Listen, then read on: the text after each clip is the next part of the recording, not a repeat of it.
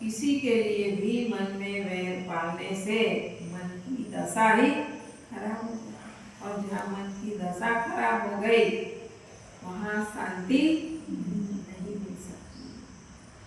यदि किन्हीं सज्जन एवं संत के प्रति अगर कोई विरोध करता है, उनकी ईर्ष्या में लगा, उनकी निंदा भी करते हैं, उनके विषय में सर्वत्र बुराई का भी प्रचार, बड़े बड़े महापुरुषों के लिए भी कहा गया, और हर क्षेत्र में उनके प्रति द्वेषपूर्वक पेश आता, तो ऐसी स्थिति में भी सज्जन और साधुजन अनदेखा करते हैं। वे उससे उपेक्षा करके भले रहते, लेकिन अंदर से कोई भाव ईर्ष्या वैर नहीं रखते। ऊपर से उपेक्षा हो जाए स्वाभाविक, उससे तटस्थ होकर के ना उसकी कभी बुराई करते ना उसकी भलाई, वे उससे किसी प्रकार की गांठ मन में भाव शुद्ध है, मन पवित्र रखते, अपने मन को खराब नहीं करते। सज्जन और साधुजन अपने घोर द्वेषी को भी मिलेगा सामने तो अभिवादन कर लेते, कुशल समाचार है, क्योंकि उनके मन में कोई भेदभाव नहीं है, मिलिए बोलिए बस। ये अलग बात है कि ऐसी जगह ज्यादा व्यवहार बनाना मन नहीं करता, उपेक्षा भाव, तटस्थ भाव।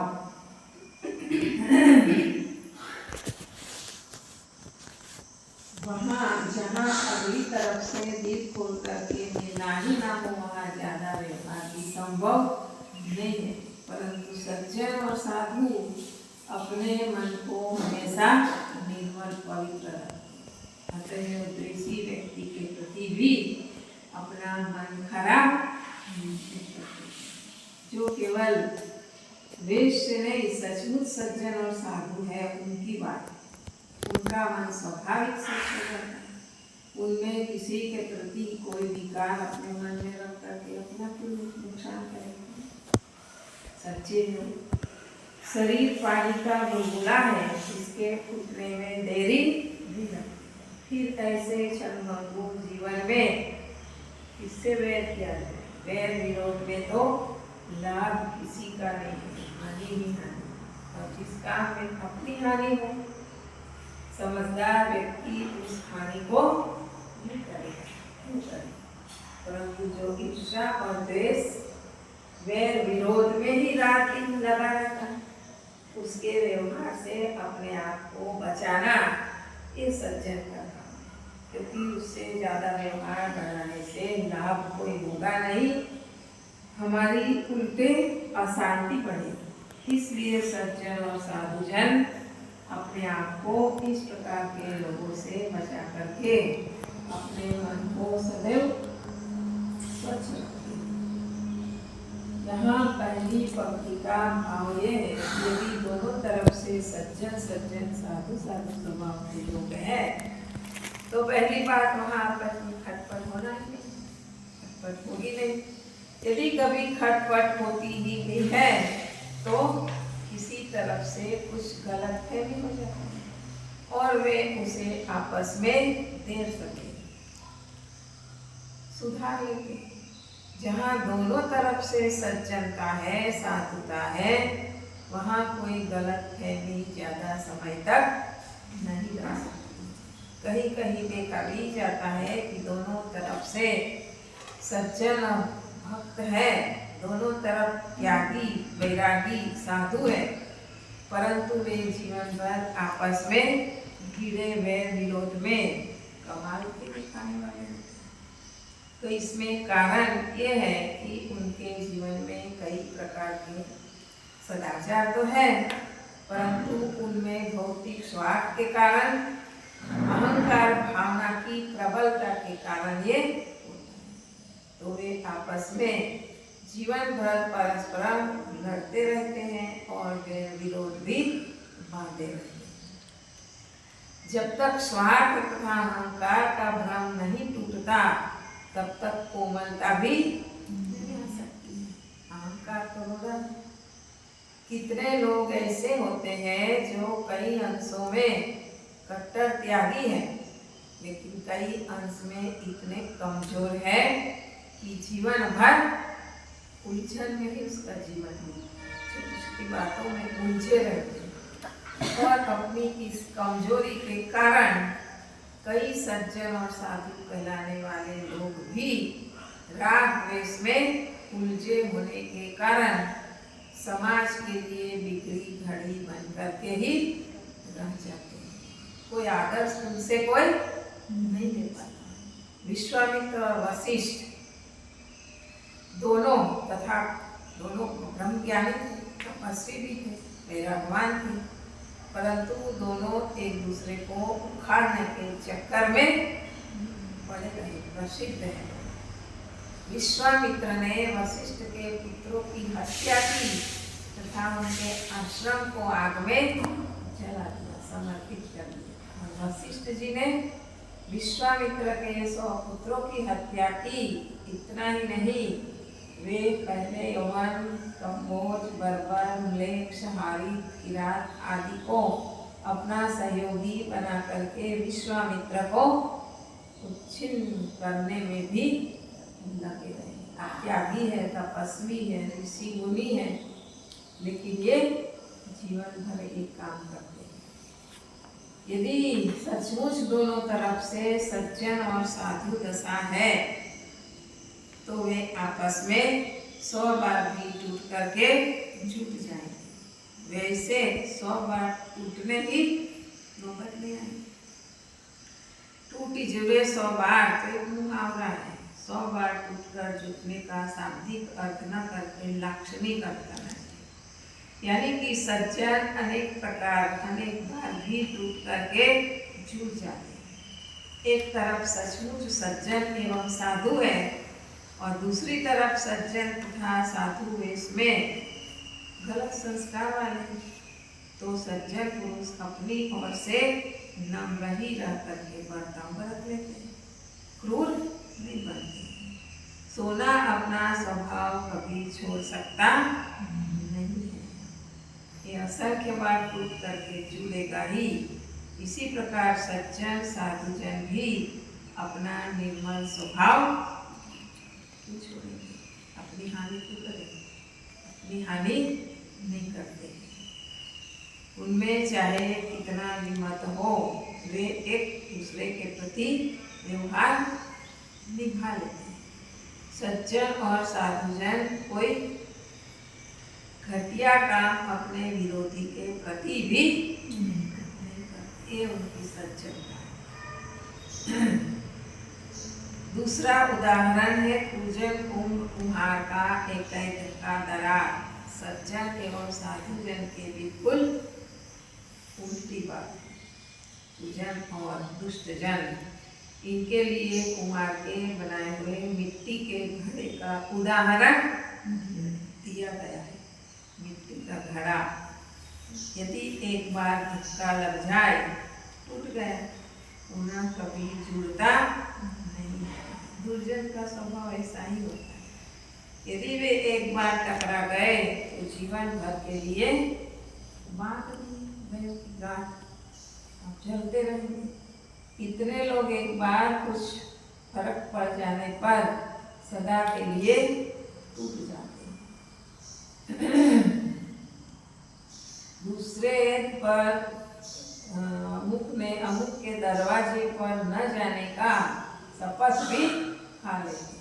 वे मरते समय अपने बच्चों से भी कह देते हैं कि अमुक मेरा शत्रु है, उससे कभी संबंध मत रखना, बन सके तो उससे बदला जरूर लेना। दुष्ट का वैर पत्थर की लकीर है, पत्थर की लकीर झूठता नहीं है, कभी मिटने वाला नहीं है। मध्यम व्यक्ति का वैर बालू की लकीर की तरह होता है, जो कुछ ही समय में मिट जाता है, लेकिन सज्जन पानी की लकीर, पानी की लकीर। तो हमें पानी की लकीर, बालू की लकीर, पत्थर की लकीर बनना है। पानी की लकीर बनना है, बन पाते हैं। सज्जन का वैर पानी की लकीर की तरह, पानी में लकीर इधर पारो दूसरी तरफ। इसी प्रकार इसी के दुर्व्यवहार से यदि सज्जन के मन में कुछ मलिनता आती है, अंदर से मिटा दिए। कुछ लोग बालू की पड़वा लंबा, आखिर मिटा भी ना चलेगा, नहीं तो क्या करेंगे? पत्थर की लकीर बने रहेंगे, कभी भी नहीं जुड़ेगी, कभी भी टूट जाएगा पत्थर, एक लकीर मिटेगी। दुर्जन ऐसे भयंकर होता है, वह मिलना जानता ही नहीं है। एक बार गांठ बांध ली, वैर बना लिया तो बना ही लिया। वह वैर विरोध की भावना में जलता रहेगा और दूसरों को जलाने का भी प्रयत्न करता रहेगा। ऐसा दुर्व्यवहार संसार में जगह जगह देखते हैं, जगह जगह देखने को मिलता है, देखा भी है। न उन्हें एक ख्याल है कि आजकल में हमें संसार छोड़ करके जाना है, और न ये ख्याल है कि मानव जीवन का ऐसा सुनहरा अवसर राग द्वेष की आग में जल जल करके हम बर्बाद कर रहे हैं, तो उसका भी हवास नहीं है। ऐसे लोगों के जीवन में केवल अहंकार की आग ही में जलते रहेंगे। ये अहंकार की आग ऐसी है, वे अपने आप को बहुत योग्य समझने लगते हैं, परंतु अहंकार तथा राग द्वेष की आग में जलने के अलावा कोई अन्य चारा नहीं रहता। उनके जीवन में शांति का कोई अवसर भी कैसे आए? स्वयं राग द्वेष में जलते रहे, दूसरे को जलाने का प्रयास करते रहे, यही मानो उसकी नियति हो गई, यही काम करना। तो इस प्रकार दो उदाहरण, एक सोना का और एक मिट्टी का घड़ा। घड़ा है, मिट्टी नहीं, मिट्टी का पका हुआ घड़ा टूट जाता है। मिट्टी तो मुलायम है, मिट्टी तो, लेकिन जो पक गया है वो सोचा कितना भिगाओ, भीग पाएगा। पका हुआ घड़ा टूटा है, उस मिट्टी को कितना वो समय से गलेगा, बहुत समय के बाद, लेकिन उसको तुरंत गलाओ तो नहीं गल सकता। और सोना कितने गहना टूट जाते हैं, फिर तोड़वा करके फिर बनाते हैं, बार बार बनाते हैं, गलता है। इसी प्रकार है। तो ये दो उदाहरण सतगुरु कबीर साहब एकदम सटीक उदाहरण देते हैं, जिसको कोई काट नहीं सकता।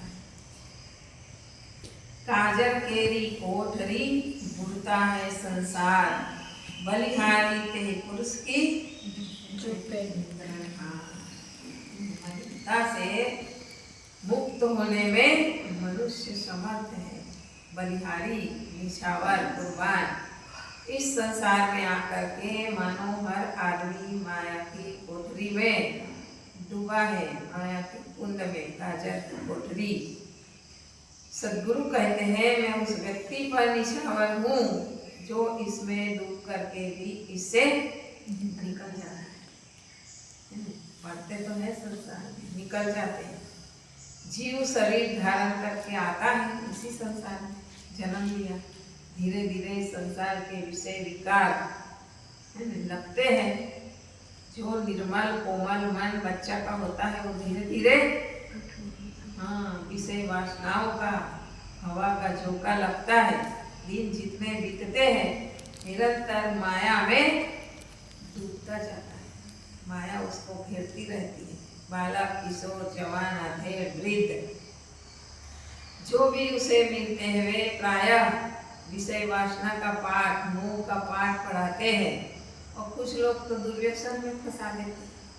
बच्चा जन्म से पूरा व्यसनी होता है, संगत में पढ़ करके दुर्व्यसन में पड़ जाता है। नए नए दुर्गुण बुराइयाँ सिखाते हैं लोग, सिखाने वाले भी ऐसे ही है। दूसरे की बातों में आएगा, वो अपने संस्कारों को बिगाड़ेगा।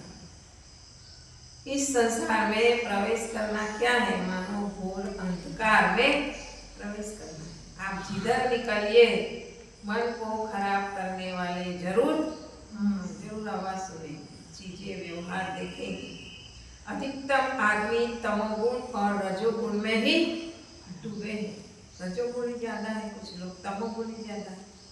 उनकी संगत का प्रभाव पड़ता है। गलत लड़कों की संगत में पड़ करके कितने सज्जन लड़के खराब आचरण के हो जाते हैं, संगत के कारण बिगड़ते हैं। जीव के साथ में अनादि अभ्यस्त है विषयों की वासना, संस्कार तो है ही, देह धारण करते ही है। फिर धीरे धीरे वो संस्कार उठने लगते हैं, वैसी संगत मिल गई तो उधर बढ़ जाते हैं। तो इस प्रकार जीव के साथ में अनादि की वासनाएं हैं। वर्तमान में अगर सावधान न रहे तो उसी में बढ़ते चले जाए, क्योंकि देह भी, इंद्रिय भी, मन है, बाहर विषयों का बाजार है, कैसे बचोगे? विषयों का पाठ पढ़ाने वाले बचपन से ही मिल जाते हैं, गुड़िया गुड़ी खेलते हैं तो क्या है, वही संस्कार। इस प्रकार जीव को सब तरफ से विषय वासनाओं में डुबाने के साधन पर्याप्त मात्रा में है। इसलिए देह धारण करते ही जीव मानव काजल की कोठरी में डूब गया, माया के कुंड में पड़ गया, माया मोह में, संसार में पड़ गया, उसी प्राणियों के बीच में रह रहा है। परंतु बलिहारी कही पुरुष की उस प्रकार कोई नर हो या नारी, उसी की सद्गुरु कवि साहब प्रशंसा करते हैं कि जो इस काजल की कोठरी इस संसार शरीर में आकर के इसके दोषों से निकल गया, उसकी प्रशंसा है। सद्गुरु कहते हैं कि मैं उस पर अपने आप को निछावर कर दूं, कुर्बान, जो कालिक भरे संसार में आकर के भी अपने आप को इससे निकाल लेता है, निकाल ले, उसके लिए बलिहारी, उसकी प्रशंसा। बलिहारी कहीं पुरुष की, पुरुष शब्द स्त्री पुरुष वाला शब्द नहीं है। पुरुष रहते पुरुषः, शरीर रूपी पूर्व में जो बसता है वो चेतन के लिए पुरुष है। शरीर स्त्री का हो चाहे पुरुष का हो, वो भौतिक शरीर है, दोनों के भीतर एक समान चेतन पुरुष निवास करता है। तो नर हो कि नारी, नर के शरीर में जैसे चेतन पुरुष है, वैसे नारी के शरीर में भी वही चेतन पुरुष, एक समान। इसलिए नर नारी नहीं आता, चेतन के लिए कहा गया पुरुष। तो नारी हो कि नर हो, जिन्होंने अपने आप को इस घोर संसार से निकाल लिया, उसके लिए सद्गुरु कबीर साहब कहते हैं बलिहारी उस पुरुष की जो बैठ के निकलना। भूल हो जाना, भटक जाना, गलती हो जाना स्वाभाविक है। मनुष्य ही गलती करता है, सुधारता है। कोई जड़ वस्तु कभी गलती नहीं करे, सुधारे भी नहीं, तो स्वभाव हो जाता है, गलती हो जाती है। इसको लेकर के इस प्रकार की दृष्टि न रखें।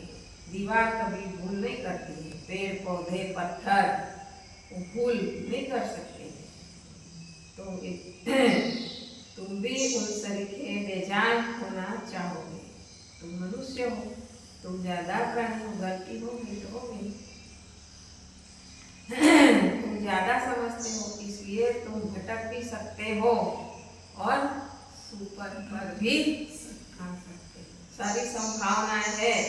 हे मानव, तू इस भाव का भूषण है, तेरे समान कोई दूसरा नहीं। मानव की तुलना किसी से नहीं हो सकती। मानव केवल मानव है, परंतु वह चारों तरफ से विषयों के संस्कार में जकड़ गया है। उसे विषयों की ओर ठेलने के लिए सारी सृष्टि है, जड़ चेतन पूरा संसार। इसलिए यदि वह कहीं फिसल गया तो कोई बड़ी बात नहीं है। तो फिसल गया तो फिसल गया, फिर उठ जाएगा। उसकी विशेषता तो उसी में है, कीचड़ से फिर निकल जाए। जो इस कीचड़ से अपने आप को निकाल ले, सद्गुरु कहते हैं वह पूज्य हो जाता है। घोर अविद्या, स्वार्थ, अहंकार, विषय वासना, इन सब काले कचरों के भयंकर कुंड से जो अपने आप को निकाल लेता है, सद्गुरु कबीर साहब कहते हैं मैं उसकी पूरी पूरी प्रशंसा करता हूँ। वे उस पर अपने आप को निछावर करते हैं।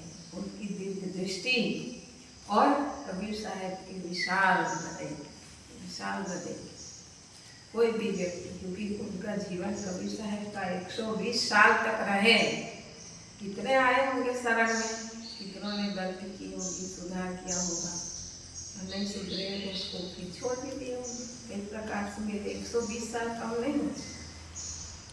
देखे है अभी वर्तमान में भी गुरुदेव जी को 80 साल आए गए, सुधार किए हो रहे, तो हर एक के जीवन में। तो सद्गुरु कबीर साहब कहते पढ़ गए तो पढ़ गए, निकल गए, भूल हो गए तो हो गई, सुधार लिए, तो फिर आगे कल्याण की संभावना रहती है। वो मानव में है वो संभावना, गलती भी करता है और सुधार भी सकता है।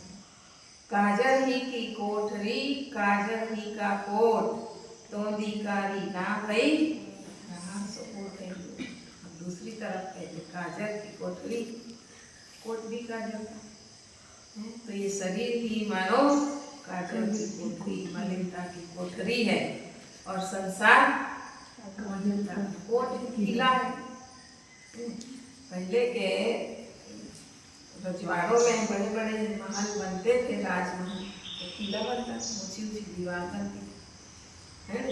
तो यहाँ पर भी सद्गुरु कहते हैं, यहाँ पर ये शरीर ही मानव मलिनता की कोठरी है और पूरा संसार किला है, किला राजन किला, मलिनता का किला है।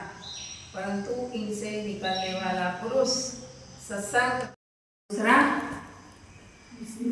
उससे बचने का साधन, उससे बचने का सबल साधन।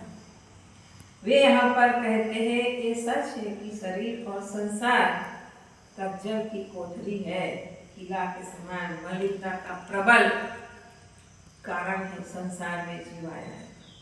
परंतु ये भी उतना ही सच है कि उससे वेदांत भी निकल सकते हैं, प्रबल साधन भी है। कोठरी है माया की, कज्जल की, तो साधन भी है, और जो उस साधन का आधार लेकर के जीवन भर रहेगा वह निर्मल जीवन जरूर व्यतीत कर लेगा। आधार है तो सत्संग साधना, आधार ना ले तो भटक जाएगा, सहारा न लेगा, आधार न लेगा, वह संसार सागर में डूब जाएगा, भटक जाएगा, छोड़ दिया जाएगा। ये माया की प्रबलता बहुत है, प्रत्यक्ष है।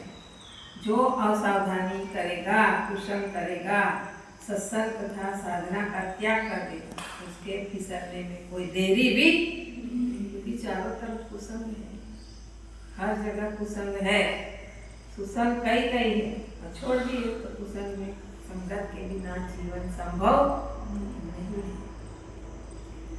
जो अच्छी संगत का आधार लेगा, सत्संग में रहेगा, सत्ग्रंथों का स्वाध्याय करता रहेगा, सेवा परायण होगा, समय समय से ध्यान समाधि उसका भी अभ्यास करता रहेगा, मन इंद्रियों तथा संसार के मायाजाल से जो सावधान रहेगा, निस्वरूप का विवेक करेगा, अपना चिंतन करेगा, इस प्रकार जो सारे समय को, अपने जीवन को, प्रत्येक क्षण को पर सेवा में और निश्चय में लगाएगा, वही मोह माया से बच सकता है। वो भूलेगा नहीं, आधार छोड़ देगा तो भटक सकता है। फिर इसका आधार चिंतन मनन अच्छा हो, विवेक हो, निस्वरूप में जागृति हो, ध्यान चिंतन मनन करता रहेगा तो उसका मन विकारग्रस्त नहीं हो सकता। सकारात्मक सोच, विवेक जागृत रहेगा तो मन को मलिन क्यों करेगा, तो विवेक जागृत नहीं रहता है। तो इस संसार में मलिनता के बहुत कारण है, परंतु उससे बचने के लिए प्रबल आधार भी है। आधार लेकर के महापुरुष अपना काम करके चले गए।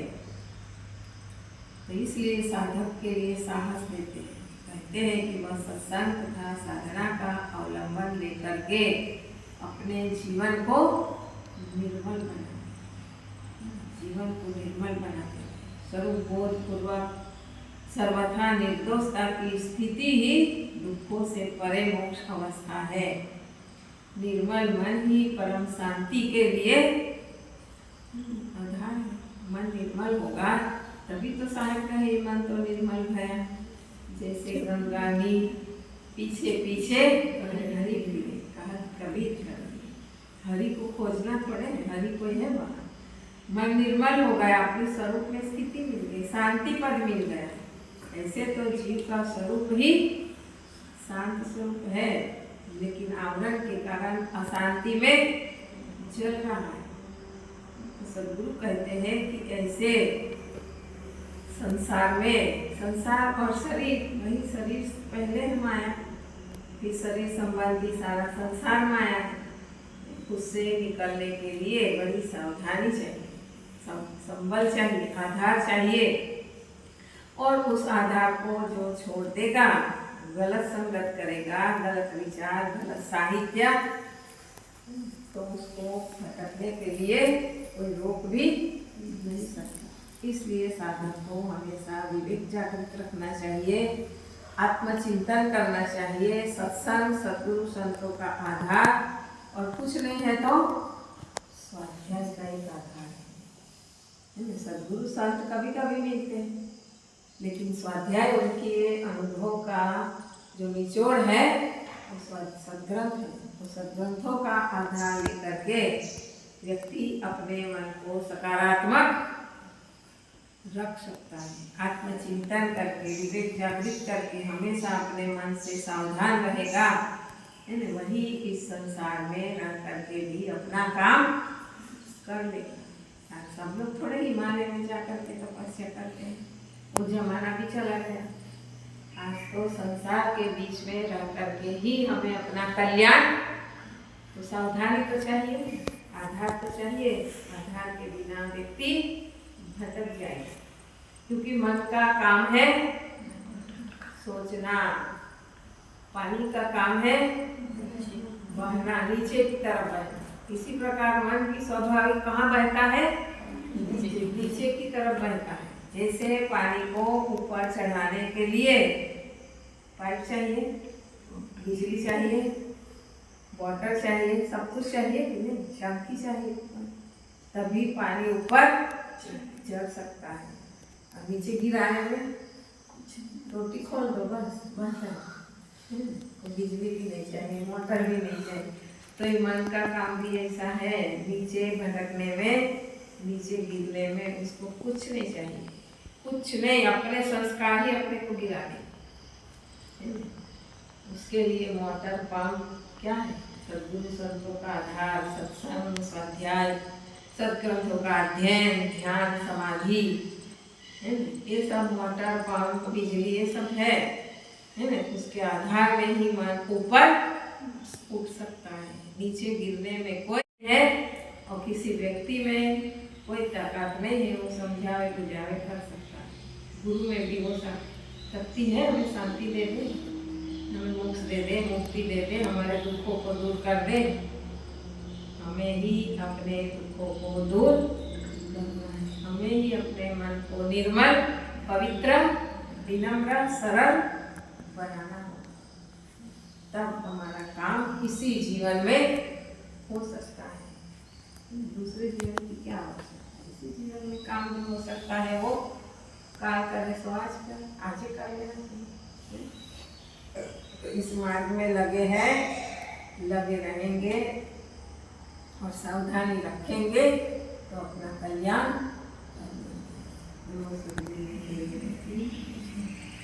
वंदना